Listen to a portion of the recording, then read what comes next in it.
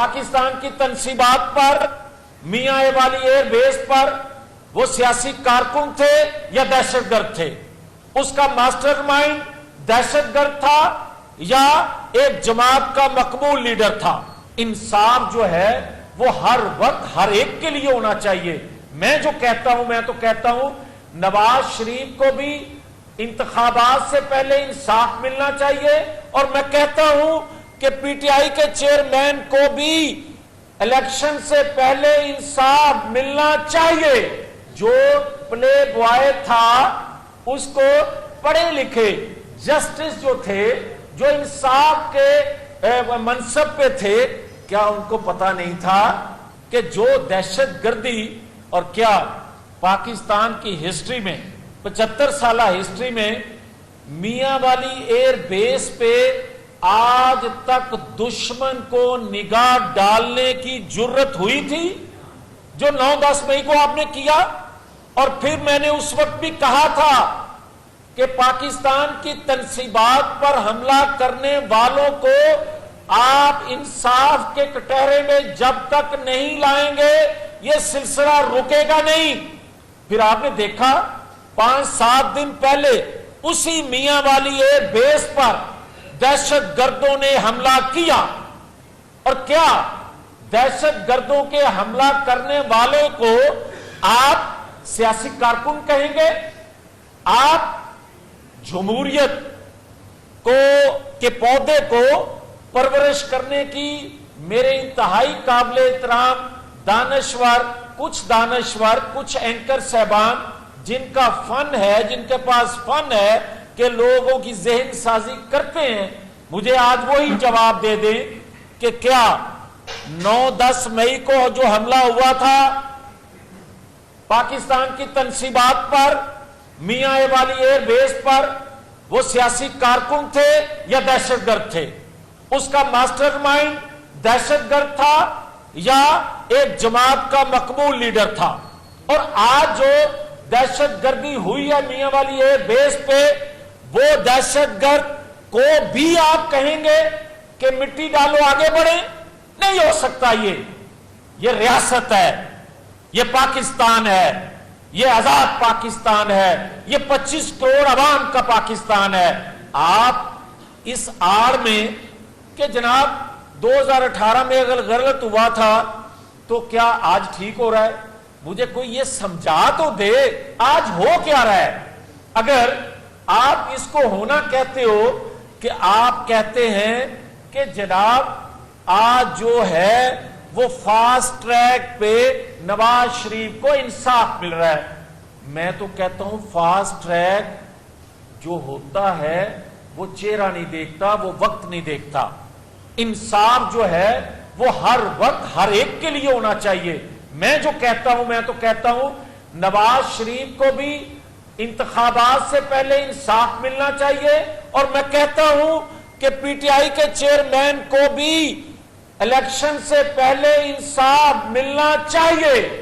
और अगर कोई मुजरम है, मैं हूं या कोई और है, उसको भी इंतखाबात से पहले सजा इसलिए मिलनी चाहिए कि लोगों को पता चल सके, लोगों का माइंड ज़हन क्लियर हो सके कि कौन पाकिस्तान का खैरख्वाह है और किसको हमें हमारे ज़हनों को गलत तौर पर जो है ज़हन साजी करके बताया गया कि यही नया पाकिस्तान बनाने वाला है, यही आपके दुखों का मुदावा करने वाला है, यही सादिक और अमीन है। जो प्ले बॉय था उसको पढ़े लिखे जस्टिस जो थे, जो इंसाफ के मनसब पे थे, क्या उनको पता नहीं था कि प्ले बॉय सादिक और अमीन नहीं होता?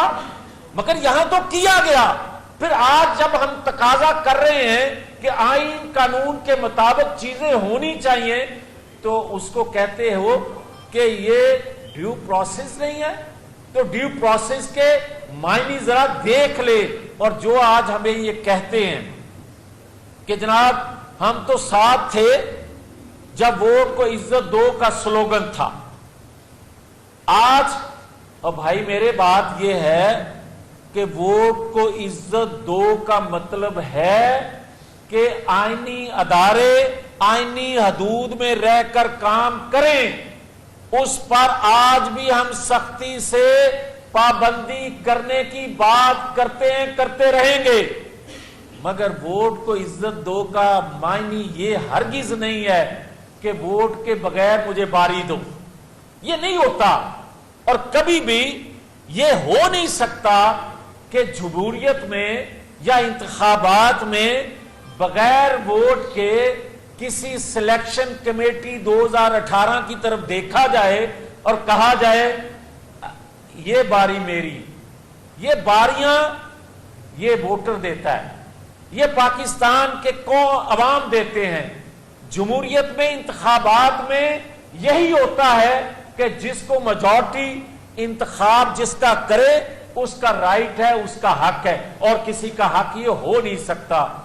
तो मैं आखिर में ये जरूर गुजारिश करूंगा कि आज भी पाकिस्तान के तमाम अदारों से मेरी गुजारिश है कि किसी तौर पर भी ये तासर कायम नहीं होना चाहिए कि शायद मुनसिफाना इंतखाबात नहीं हो रहे, और इन लोगों की आवाजों को मजबूत नहीं होने देना या बनाए अपने किसी फेल अमल से कि ये आवाज मजबूत हो सके और इससे नुकसान इंतखाबात के नतीजे में 100% भी लोग जिसको मुंतखब करके लाए उसी की हुकूमत बने, मगर ये तासर कहीं देने में ये कामयाब फनकार हो जाएं कि शायद ये 2018 का रीप्ले था। तो मेरी गुजारिश होगी कि तमाम पॉलिटिकल फोर्सेस से इंसाफ के तकाजे पूरे होने चाहिए, तमाम को लेवल प्लेइंग फील्ड मिलना चाहिए, तमाम को इंतखाबात में हिस्सा लेने का मौका मिलना चाहिए, मगर खुदा के लिए जो जमहूरी पौधा और 9 मई का पौधा है दोनों को बराबर ना देखा जाए। 9 मई के पौधे की परवरिश करने का मतलब यह है कि आप पाकिस्तान की ईंट से ईंट बजाना चाहते हैं, और जमहूरियत के पौधे की परवरिश करने का मतलब यह है कि आप वोट को इज्जत दो के बयानिए पे हैं कि वोट को इज्जत मिलेगी तो आईनी हदूद में अदारे रहकर पाकिस्तान को इस गर्दाब से निकाल सकेंगे।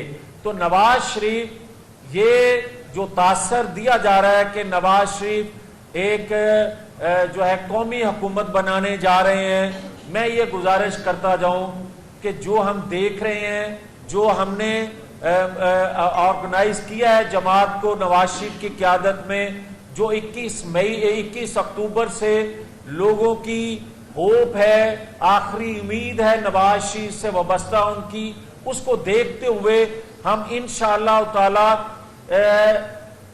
2013 से भी ज्यादा अक्सरियत हासिल करते हमें चीजें नजर आ रही हैं, लोगों के तावन से, लोगों की वाबस्तगी से।